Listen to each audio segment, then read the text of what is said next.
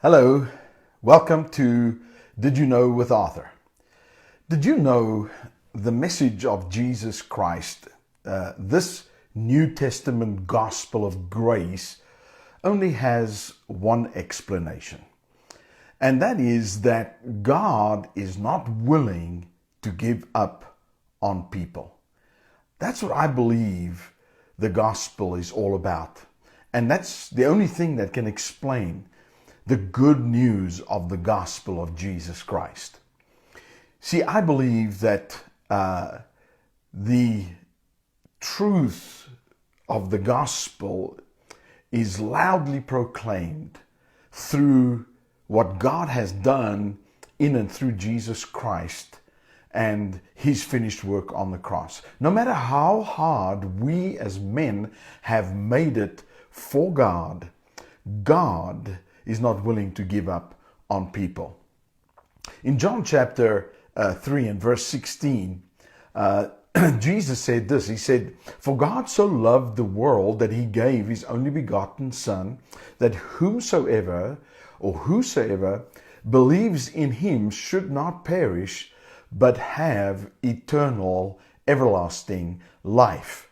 Now, that's a powerful, powerful statement that it says very clearly here. He says, "For God so loved the world." Notice it didn't say for God was so mad at the world, that God was so disappointed in people, that God was so irritated that He sent His only begotten Son. Sometimes when we hear the gospel being preached, it almost sounds like that Jesus was the one who came and actually rescued us from an angry God, a God who just couldn't take it anymore. But the truth is, the scripture here says that God so loved the world. The reason God did what He did is because He loved the world. He loved, and the word there, world, is cosmos. That means every person, every created thing, every created galaxy in the cosmos. God so loved us. He so loved you and He so loved me. And that was His motivation. I like the way that the Amplified Bible says it. In John 3:16 in the Amplified, it goes like this. It says, "For God so greatly loved and dearly prized the world that He even gave up His only begotten unique Son, so that whosoever believes in, trusts in, clings to, relies on Him shall not perish, come to destruction, be lost, but have eternal, everlasting life."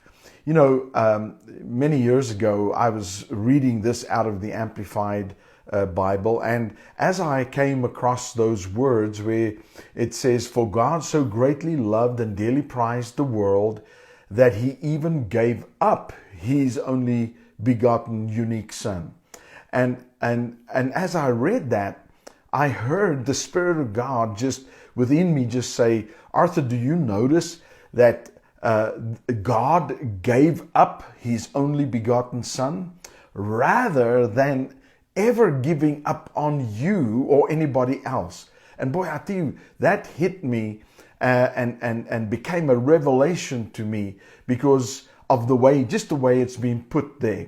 That God so greatly loved, not that God so greatly was angry and upset with man, but that He so greatly loved and dearly prized the world that He gave up His only begotten unique Son, so that whomsoever believes, trusts in, clings to, relies on Him shall not perish or come to destruction or be lost, but have eternal, everlasting life. Boy, I hope that ministers to you too. God was willing to give up His only begotten unique Son. You see, Jesus was given up for our offenses. Jesus was given up to deliver us from our sin. Jesus was given up to rescue us, to rescue you, to rescue me from the kingdom of darkness. Jesus was given up so we could be translated into the kingdom of His dear Son. See, today, it might be true that as you are looking and listening to me right now, that you feel that everybody in your world has given up on you. Maybe it might even be true that your family have given up on you. Your friends might have given up on you. It might even be today that you have given up on yourself. But I want you to know what the good news of the gospel of Jesus Christ proclaims. And this is what the good news of the gospel of Jesus Christ proclaims. Of course, there's a lot being said in there, but the reality of this good news, God so loving the world that He gave His only begotten Son, that whomsoever should believe in Him, trust in Him, rely upon Him, should not perish, come to destruction. I believe this is what it's proclaiming. God has not given up on you, and God is not willing to give up on you, no matter what.